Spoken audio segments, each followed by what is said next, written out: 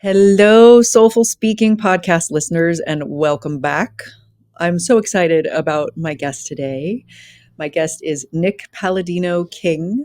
Nick is a conscious coach and mentor with deep knowledge and understanding of physical, energetic, mental, and spiritual well-being. Welcome, Nick. Thank you for being here today. Hey, Lauri, how you doing? Good, good. So I always start out with a very similar question. And Nick, in some ways, is actually one of the roots in the past that led to this podcast even happening. I met him during a yoga teacher training when he was the trainee. And then a few years after hmm that, he came back and he was leading it. And when he was leading it, and I said this on your podcast, Nick, Yeah. you said that the work that emerged from that one day in the yoga teacher training and where you took that was like a spiritual puberty for you. Yeah. And that hit me so deeply. It was like it struck my soul. And I went, wow. And it clued me into the fact that, yes, in my branding, I say I'm a public speaking and leadership coach. And it's a different kind of public speaking and leadership coach. It's speaking as a spiritual path, much like money, much like relationships. hmm And I've been so curious, in the middle of that yoga teacher training, it was not the time for me to say, tell me more. Can I interview you for an hour? So we're here Yeah. today. Tell me Mhm. more about your spiritual puberty. Yeah. I mean, first of all, I just want to name like how much I'm feeling what you just said, energetically, emotionally. Yeah, my whole entire body is alive right now, and it's actually quite overwhelming. I'm almost brought to tears, and part of that is because a large part of my mission has been to authentically be myself, and through that, trust that that is impacting the world. And it's rare when you get these moments when you're just being yourself. And I was sharing with you my experience with no attachment or expectation, and neither were you, and seeing how both of us showing up in our fullness has affected us both and also is affecting the wholeness. It's these moments that are like, whoa, okay, what we're doing is real, and we're impacting each other, and maybe more so than we even know. So I'm really, really feeling that right now, Lauri. And that's probably 10 years ago that you and I first met, to this moment. Yeah, yeah. And I'm feeling the same thing. And it's so amazing to have an example hmm of both of us. I'm being me. I'm talking about things that I care about in a yoga teacher training. And so often we're taught that it's something other than being us.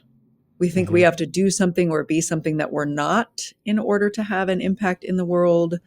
And every once in a while, you get these glimpses of, hey, you were being you, the you that feels more like breathing, speaking something hmm that you felt like you had to say in that moment.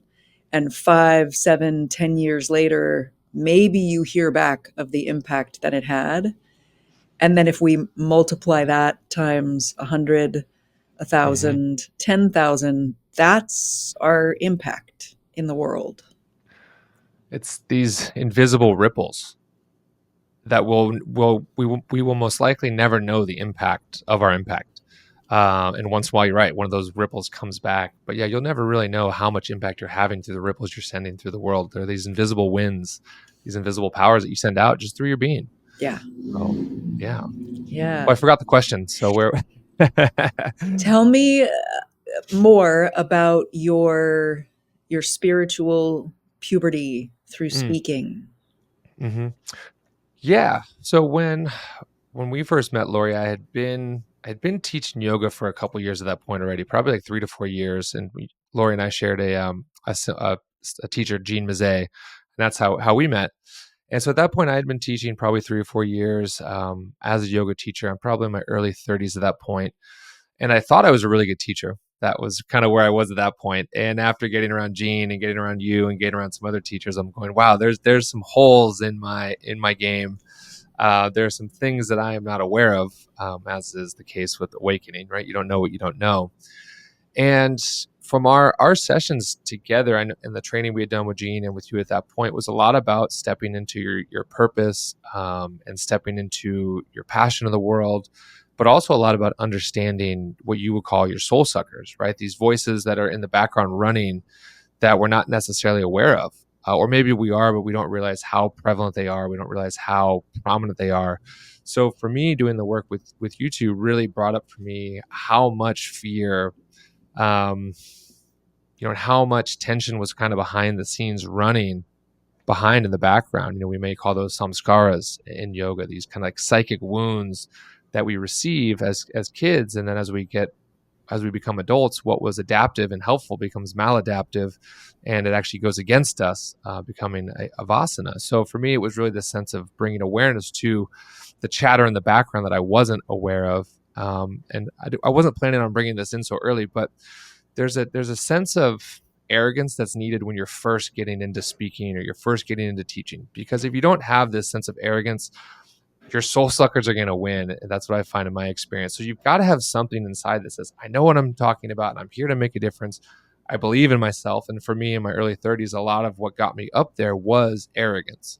And Mm-hmm. that was necessary to override those inner critics. But then at some point, you start to realize that the arrogance is only going to take you so far, and it becomes limiting. And it's like what got you here won't necessarily get you there. So long story short, getting around you, Lauri, and working on soul suckers, as I started to, go back into the yoga studio and teach more, I started to hear these soul suckers as I was teaching, and it was this sense of I'm about to say something, that I hadn't said before, because I'm kind of like almost like I was like budding from a caterpillar to a butterfly. I'm kind of coming out in a spiritual way saying, hey, this is actually who I am. This is actually what I'm about. I haven't been presenting that or sharing that because I was afraid, but now I am.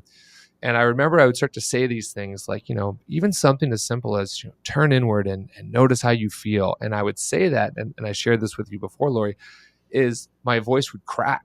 Mm-hmm. It, literally like a boy going through puberty, my voice would, and I don't know how many people noticed it, but I sure as hell started to notice it all the time. And it was embarrassing. It was uncomfortable. It was creating more anxiety and tension in me. And as I've learned, is the way you go to the other end of things is you got to go through these things. You can't bypass this and kind of go around it. It was like, okay, well, what's going on? Why is my voice cracking? Whenever I say something about soul or I say something about a deeper layer of yoga, what is this? And it was about a year or so that I would talk, and in almost every class, my voice would crack. I wouldn't be able to get out my words. I would be fearful of what I was going to say, and I just kept doing it. And this is that spiritual awakening or spiritual puberty that I was going through at that point. And it's so interesting to talk about now because now I'm very comfortable expressing myself and being authentic. And that's really one of my main missions right now, is to be authentic, or as Lauri would say, be raw authentic, which really landed for me when we talked. So those moments of bringing awareness to what was in the background, stepping into it, and in front of people, 30, 40, 50 people, having these moments of just unsureness, Yeah. you know, um, and it was a great time looking back though, as I moved through this, and now I've learned to actually talk through those things. And what I'll do is when I hear that happen, if I say something that doesn't come through, and you or Gene might have told me this, is then I repeat it. Mm-hmm. And I make sure I get my point across, and I'll actually do it quite often. Like, no, this is what I meant. Yeah. Say it with your chest, say it with your heart, say it with resonance. Yeah. So it's actually taught me how to be very clear, even when I'm afraid of being clear. So that's kind of the initial waking up processes from the work that we did together, of really stepping into myself and then really then expressing myself. I think those are two different things. You kind of knowing who you are, and then expressing who you are, and then being willing to be judged for who you are. All are different layers to this game of public speaking in any form. Yeah. Yeah. I talk about public speaking, especially post pandemic. Speaking isn't what we grew up thinking it was. Speaking is being on a podcast like this. Speaking is Mm-hmm. teaching a yoga class. Speaking is shooting a TikTok live. And speaking is standing on a stage with a little red carpet, if that's where we take it. And there's so much in what you said, the going through. I Mm-hmm. believe that every time we use our voices, it's an opportunity to both discover and express our soul's purpose. And when you were feeling the crack, Hmm. going through it, and then the repeating it, which I think actually I would love to take credit for that, but I think it came from Jean, although I'll steal it from this point forward. Who Yeah. knows? I mean, Yeah. sometimes when I'm talking, I'm like channeling and I don't remember. Hmm. And when you repeat it, that hit me really strongly as, oh, that's a really big moment of both going through and discovering and expressing and then strengthening your soul's Hmm. purpose, because you go through the shaky one and then inhale and strengthen it by saying it again. It's no different than exercise, really, when you bring it to that point. It's actually a little easier to then express, like, oh, I'm in the gym, I'm doing an exercise for the first time, I'm shaky, I've never done it before. Why should I think I'm going to do it well? And Yeah. then I do it, and I fall and I trip, or I'm in a yoga pose, and then okay, well, try again. And then you Yeah. find the next time your body, oh, okay, I kind of get it, and it gets better. I don't know if we're necessarily going from 0 to 100, but we're 10%, we're 20%, we're 30% better, and then you go, wow. People go, how do you speak so well? It's like, well, I've been practicing this for over a decade. Yeah. You get good at those things that you push yourself to do and practice consciously. Yeah. And speaking is a vulnerable and a courageous thing to do when we're letting the soul suckers fade back and choosing to speak those really vulnerable feeling things that are in Hmm. our heart and soul. And it's a muscle. So we had soul suckers, inner critic, samskaras, things that we chose when we were younger that protected us and kept us safe. And for a lot of Hmm. us, that was absolutely the right thing to do at the time. And then they become like muscle memory. Yeah. Just Hmm. like if I'm lifting a weight or doing a yoga pose with form where I might actually hurt myself, and then I learn how to shift it. Now I'm working new muscles, and they do get 10% stronger each time. And I also feel like I remember when you said this 5 years ago, that to me, it felt like the soul is rising up and attempting to communicate through your instrument. And all of the inner critics are kind of pulling Hmm. back on the throat and going, no, don't say that. Oh, And yeah. when you do it with love and compassion and the 10% stretch each time, it in itself is less traumatizing for most people than if you just try to open it up and let it fully ring out. Sometimes it really does take that time for all of the other parts of us to get on board with the new us, the new old coming home to ourselves us that is emerging. Yeah. And that's a lot of that is you're right. There's this soul that wants to come through and come forward and express. And then there's these parts of your personality or these caricatures that are nervous or scared or neurotic or protective, and they've been there because, well, we put them there, or Yeah. our parents put them there, for us out of love, and they become these protective things.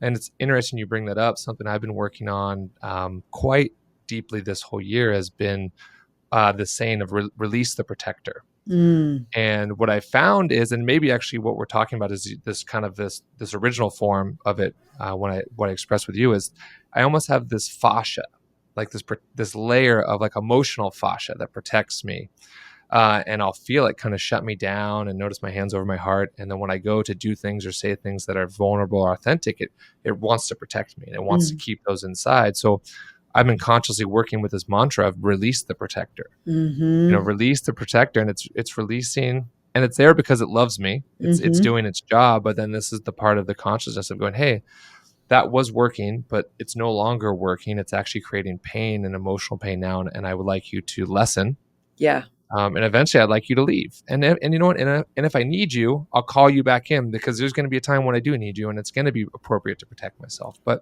Yeah. in general, I want to be more authentic. So releasing the protector, you're totally right. It's like there's a confidence piece here. You got to have confidence inside, maybe in third chakra, and it starts to go up into your heart of how you want to live. But then, yeah, the last piece is getting it out. You're totally right. And it's all these things. Don't say that. You're gonna get judged. Yeah. People don't know that version of you, or they're not gonna like that version of you. And it's like, yes, that's okay. Yeah. Um, Yeah. I'm willing to lean into that. Yeah. And the truth is, some of the people are not going to like that version of you. Totally. Yep.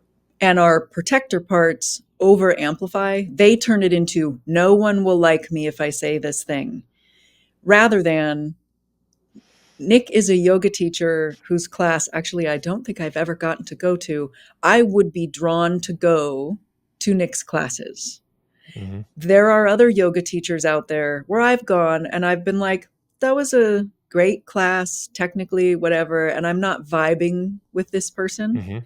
That's how I was drawn to Jean. That is why I chose Jean as my yoga teacher. Very intuitively, and so glad I did, because I've only taken one yoga teacher training, and I got Mm-hmm. like deeper. I got the whole picture. I didn't just get, this is how you put a sequence together. And for me, that's what I am drawn to. There are probably people out there who are not drawn to Jean. She's not their person. And our Mm-hmm. protectors want us to just stop feeling any kind of hurt that they think we're going to feel. So they say, no one will like you if you do that Mm-hmm. risky thing. Instead of, somebody somewhere is not going to vibe with you when you really come from your soul. And yet, the people that you are here to impact in this lifetime are going to be more drawn to you, because the signal that's coming out of you doesn't have all the performing Mm-hmm. static. So interesting. That's another mantra that I'm working on, is stop performing. Mm-hmm. And there's this saying that I've been working through myself, and it's about masks, right? And it's interesting. It's like, well, people might not be resonating with me because they're not actually resonating with my true self. So Mm-hmm. it is, I'd rather you not like me for who I am than like me for who I think you want me to be. Yeah. And Yeah. it's like, how do you know if you like me if I'm not being authentic in myself? You might like me way more Yeah. or way less, who knows? But I'm not even giving you or myself a chance if I'm showing up in a inauthentic way. And you may be surprised, like very surprised, how many people actually resonate with you and how few people don't. An Yeah. example is, I've recently stopped drinking, and I've been a big drinker for the last 20 years of my life. And I've noticed it's people that are close to me don't like it. And I haven't heard many people say, good for you, man. I'm proud of you. I've actually heard the opposite of, what are you going to do? What about Thanksgiving? What about Christmas? What Mm. about New Year's? Like, what about all these things we do together? It's like, well, that doesn't feel authentic to me, and I'm willing to speak up and share it. And I'm also willing to have people not like it, Mm-hmm. and maybe some friends stop hanging out with me and vice versa. And that's okay, because my soul wants to express itself differently in this moment. Mm-hmm. And all these little things are ways we practice. Yeah. Well, I want to say good for you. Congratulations. How long has it been? Yeah. Since about over a month or so, and my plan is to go another 2 or 3 months, and from there kind of make a decision. But yeah, it's like, it's something I've wanted to do for a long time, and I've had a touch and go relationship with it. And it's like, wow, Mm-hmm. more energy, more confidence, more health. Yeah. Very Yeah. awesome. Very Mm-hmm. awesome. You brought up the masks. I don't know if Mm-hmm. you took, I have a quiz on my website, the Speaker Alter Ego Quiz, and there are 5 different masks that I figured out that people wear. Mm. Did you happen to take that quiz? I didn't, but I think we've talked about this before. Okay.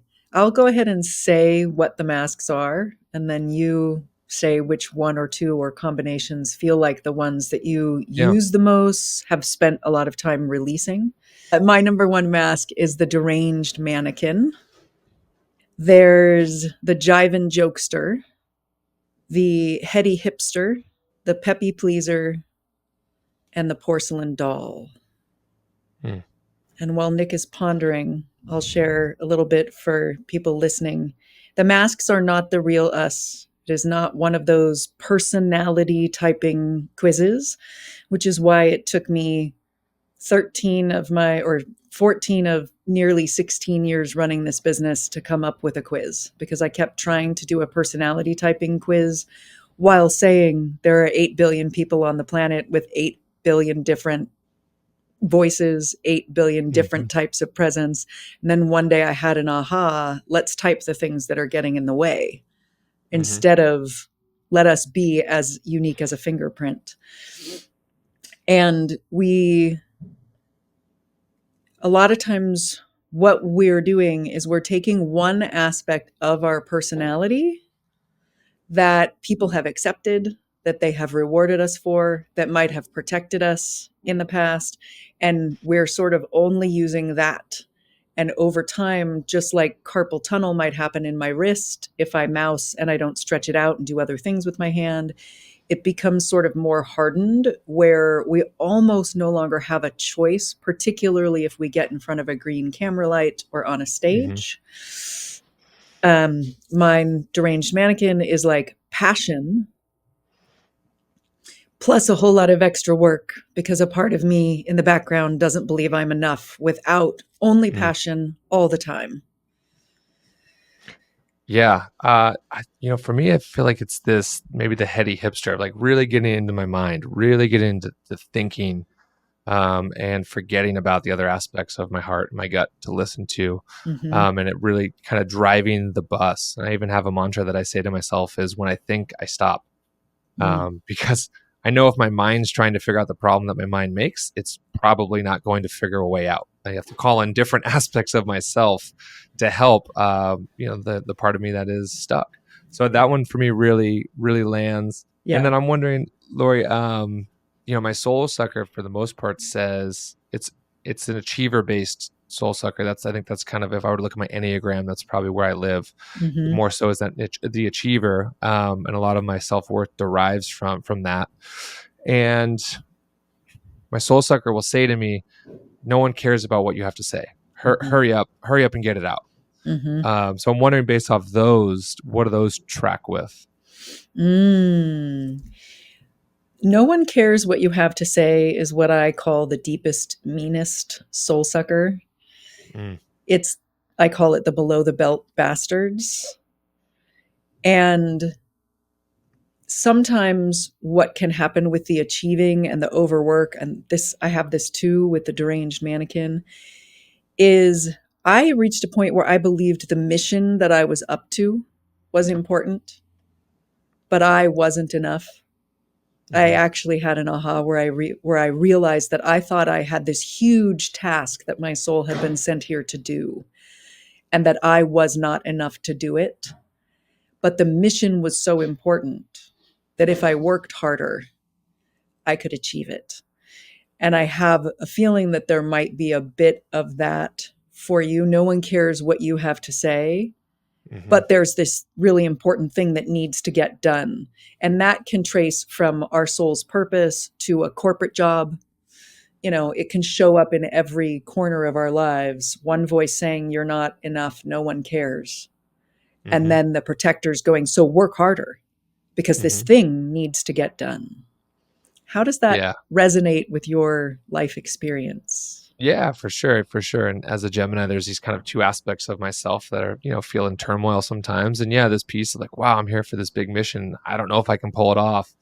And then the other part of me is going, well, that's what you're here to do, so go do it, and figure it out. So yeah, there's this inner tension of, you're not enough, you need to prove it, and well, you are enough, and you can just be yourself, and that'll work. And so those two kind of battle each other, inside. So yeah, those are all very, very alive. And what I land on is like, wow, here's this voice that's saying no one cares what you have to say about. Yet I'm on podcasts, I do public speaking. I have a studio where there's hundreds of members, and they come to workshops, and there'll be a room full of people, and this voice is going, no one cares what you have to say. And I have to pause and go, well, reality isn't showing you that. Reality is showing you the opposite. So who's right? And what I've learned to do is, much like grief, at first that soul sucker was really big and kind of on me all the time.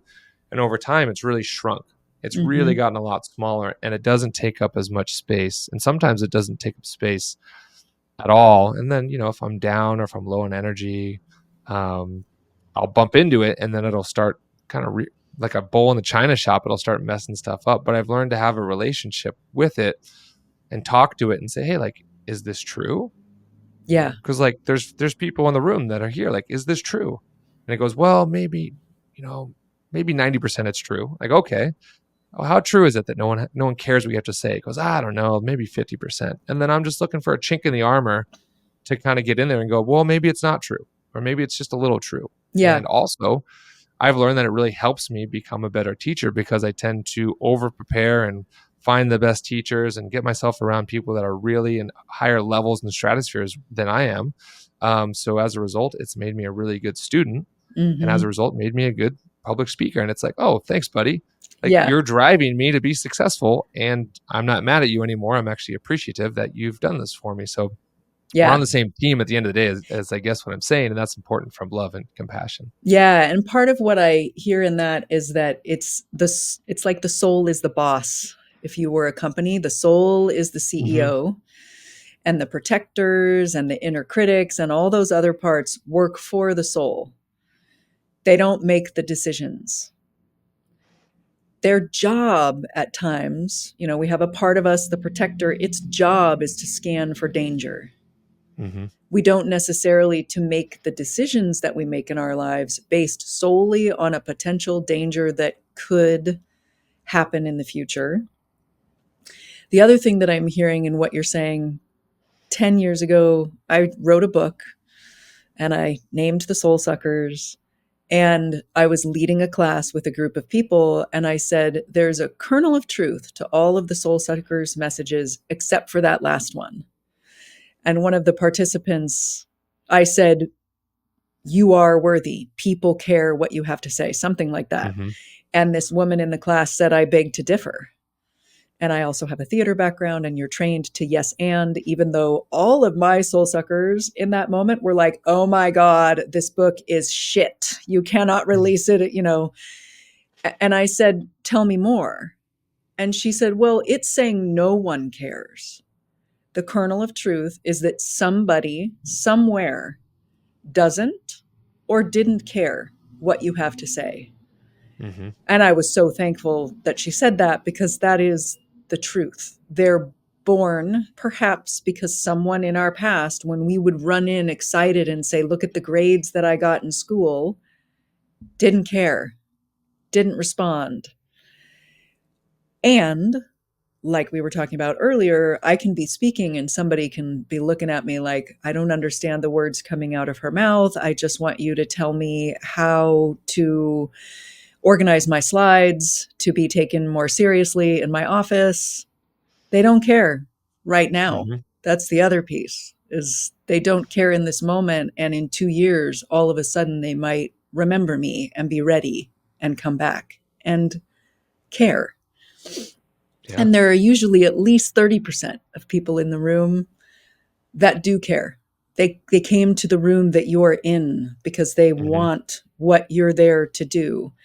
And there might be 30% who are neutral, and there might be 30% who got dragged to a room that you're speaking in, who are really resistant, not on your wavelength. Hey, my partner brought me here. I would not be here if it weren't for that.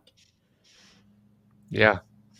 But Yeah. that's the fun part of it too. It's like, you're in there and there's really a big piece of a willingness to be judged. I think that's really, really important. And it's not something that I see talked about very much, is when you get in front of a group, no matter how large or how small, you've got to be willing to be judged in order to speak your truth and share.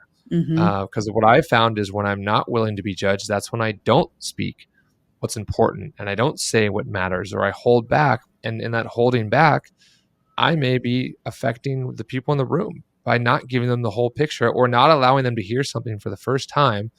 And they go, I don't agree with that at all. And then they can catch themselves in judgment. Mm-hmm. And then they can learn and grow through that. And it's so powerful to speak your truth and say, here's what I have to say, and then lay it at the feet of the gods and go, now it's not my work to do it for them. Here's a teaching, Mm-hmm. non-judgment. You've seen these talks. You talk about non-judgment, Mm-hmm. and people in the room are going to freak out Yeah. because it's not 90% non-judgment. It's not 99% non-judgment. It's 100% non-judgment. And someone in the room always goes, well, what about Hitler, or what about reproductive rights? And you go, we're talking from a conscious lens. We're talking about non-judgment. That's Yeah. the teaching. It's not my teaching. It's not your teaching. It's the teaching. And Yeah. someone in the room is going to have a meltdown and get angry and yell and maybe leave.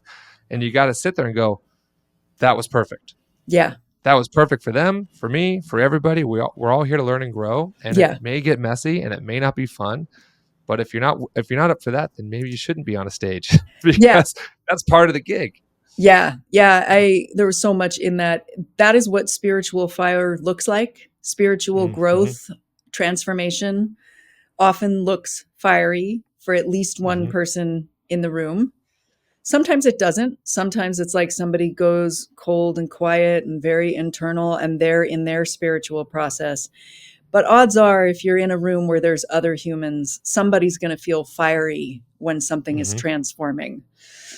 Years Yeah. ago, I walked into a yoga class after having taught an all day workshop the day before, where the fire turned for someone who had been in the room, turned into one of those emails that's like pages and pages long. And I care. So I read Mm-hmm. the pages and pages and pages and pages. And then I went to my 9 a.m. on a Saturday yoga class. Oh, no, it was Mm-hmm. Sunday. And I walked in and I sat on the mat, and the yoga teacher knew I had had this event and came over and asked me how it went. And I burst into tears on the yoga mat. And I Yeah. started saying, I'm sorry, I just read this email. And he paused and said, well, given what you do, that's to be expected. Good teacher. Looks like you're in a good place now. And, Yeah. thank God you read it right before this. And I went, you're right. And the yoga class was one of those, I'm crying for the first 45 minutes. And then in the second Mm. 45 minutes, I'm in a state of bliss. And yes, that person is doing them. They're having their transformation. They're in the fire. And it's like what it actually felt like afterwards was help Yeah. out to the world. Yeah. And that grows you as a teacher and a speaker. And it's real. I think it's really important to have these moments. I'm thinking of one when I was leading yoga trainings at Yoga Garden. This is almost 10 years ago now. And I probably shouldn't have been teaching teachers at that point. I was probably a little ahead of my game, but somehow wiggled my way in there. All perfect. But they had me teaching the business of yoga, which is a very fiery topic. It can be. Yeah. And there was this conversation in the room where a bunch of students had said, affluent people don't deserve yoga in the same way that, poor people do. And I would just said, if you believe that there's a hierarchy to who should be taught yoga and who can pay for it and who can't, then you shouldn't be in this room. You should get out of the room. And it was like one of the most fiery things I've ever said. And I might even like slap the floor because I was so in this moment of like fire of, if you've got major judgments around who should be receiving yoga, you should not be teaching yoga. Like, you got to go clear that first. And Mm-hmm. it didn't go over well. And again, this is 10 years ago. I wouldn't have said it the same way now. Mm-hmm. And the next day I get a call from Jean to call. And, we had a 30-minute, 45-minute phone call. She goes, hey, we need to talk about what happened because it was not received well. And I got a lot of complaints about you. Mm. And I always appreciated Jean not yelling at me or not firing me in that moment. And she said, hey, what you said may have been right, but the way you said it was not, and it wasn't well received. But it was such this great moment of, ooh, my arrogance was out of control. My ego was out of control. I meant what I said, but the way in which I said it was not the appropriate way, and it was not received. Yeah. So I got to learn. They got to learn. Jean got to learn. We all got to learn and grow. And I look back at that moment of, wow, that was a great, great learning moment. Yeah. And I remember a couple students in the room being like, yeah, that's it. And there's your example. A couple people love it. A couple people hate it. A couple people or whatever. Yeah. But I'm seeing that moment very clearly in my mind of, Yeah. I got too fiery and I learned from it. And I got judged. I judged myself Yeah. afterwards, And you were you know? judging them.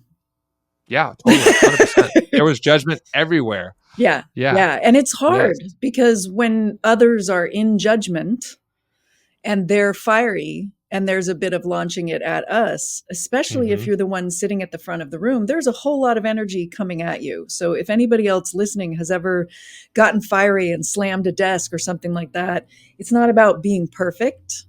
It's about being on the journey and recognizing and transforming ourselves.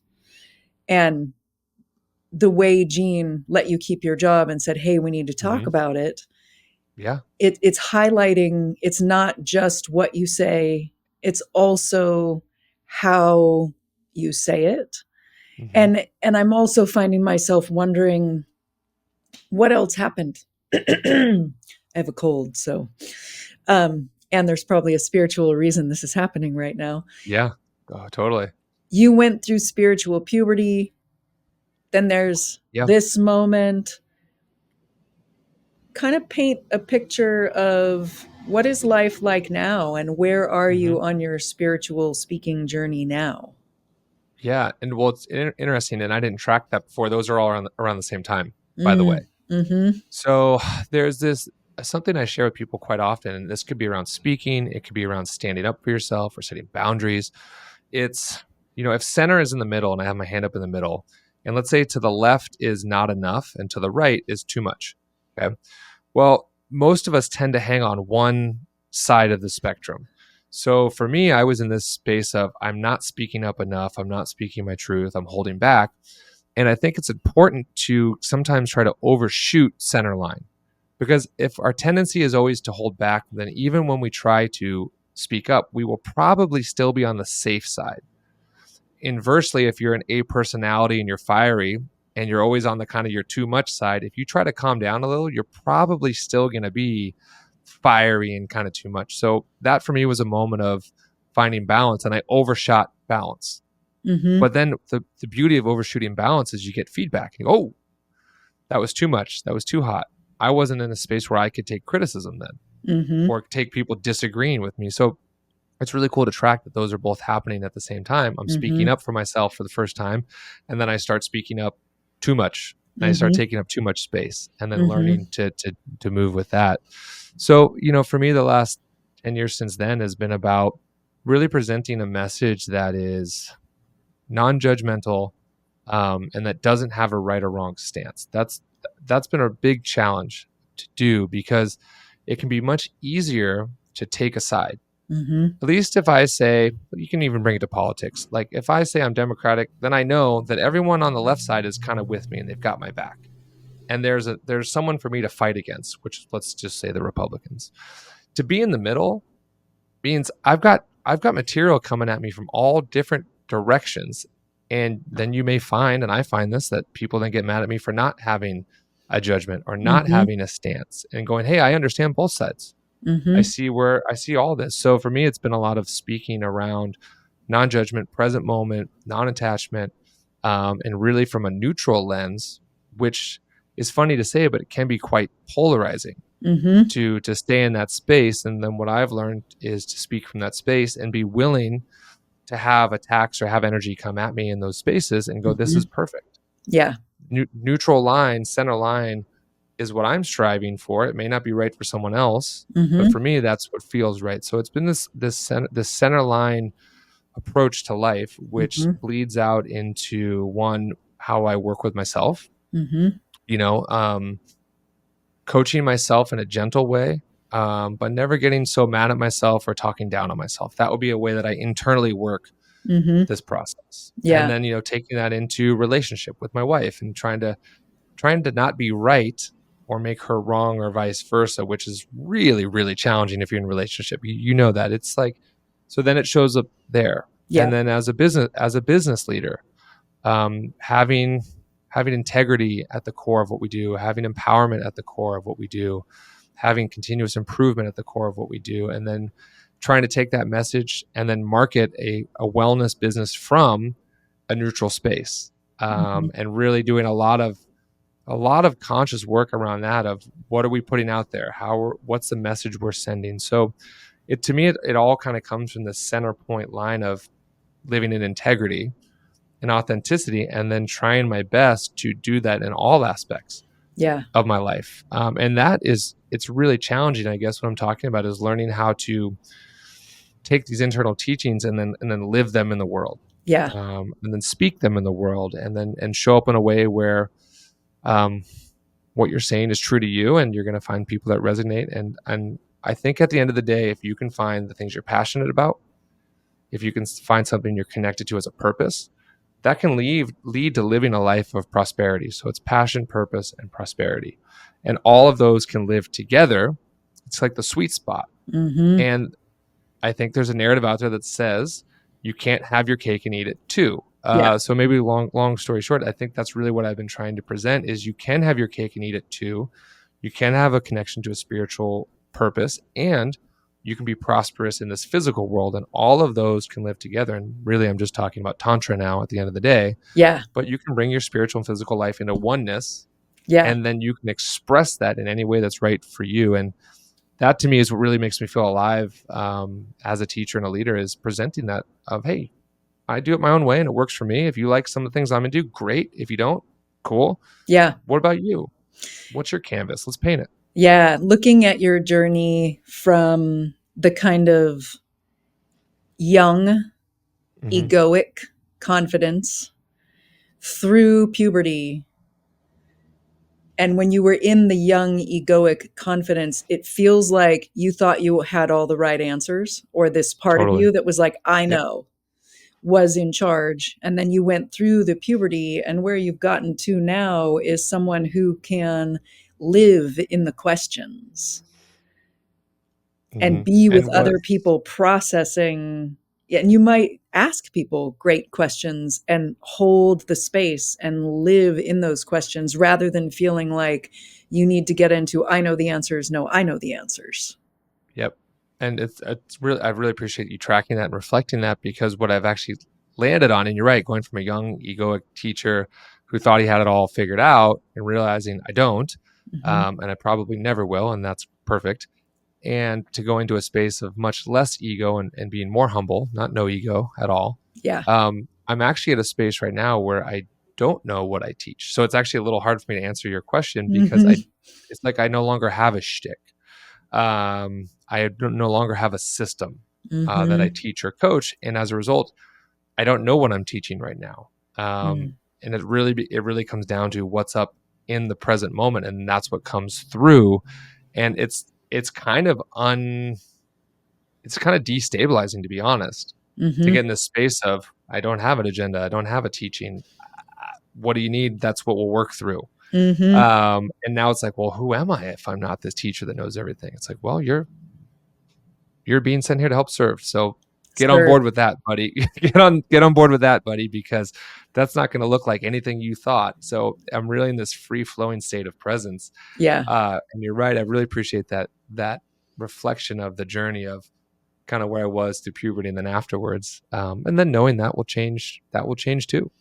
Yeah. The constant Yeah. is change. And all of the things since I was like 19 years old, I would tell people that all of my favorite things were the things that you kept growing and transforming and improving at until you pass away or stop doing them. Mm-hmm. Like yoga. My yoga practice keeps getting deeper and deeper and deeper as I'm the one on the mat. Acting, theater, you keep getting better and better and better until you die or stop doing it. And then at some Mm-hmm. point along the way, I realized that life was actually one of those things. We're here to grow and transform and come home to ourselves in every nook and cranny of our lives until all of a sudden we're complete Mm-hmm. for this trip or whatever you believe. At some point we're done and we leave. And shortly before we leave, maybe that last breath, we're done growing in this lifetime. And don't waste that last breath. Ooh, Do not waste that last breath. Don't get to the end of your life and feel like it was wasted and it wasn't worth it. And then don't waste any breath in between now and then. Every inhale, every exhale is a moment in between time. yeah, Okay. And maybe I didn't like what I said on this podcast, because I can feel some of myself judging that. Good. Breathe into it, move on, come back to presence, yeah, express what you feel, and don't waste your last breath. Don't waste any of your breaths. yeah, And some of that comes through speaking, right? Like, say what you mean, yeah, yeah. and express yourself. I love speaking because I don't consider myself to be a very creative person, in a like an art form. I can't do things with my hands very well, but creativity for me seems to come through business and through teaching and speaking. And it's like, wow, what a great tool Mm-hmm. to express and get better at. And it's just making me realize I don't want to waste my breaths. I don't want to waste my words. I Yeah. want them to matter. Mm. The work you do, Lauri, really has helped with that tremendously. And I've seen it help some teachers that work for me as well. And I'm sure it's helped you tremendously at the same time. Yeah. Yeah. Ooh, you Mm-hmm. gave me chills in part of that. And I totally went off into the chills.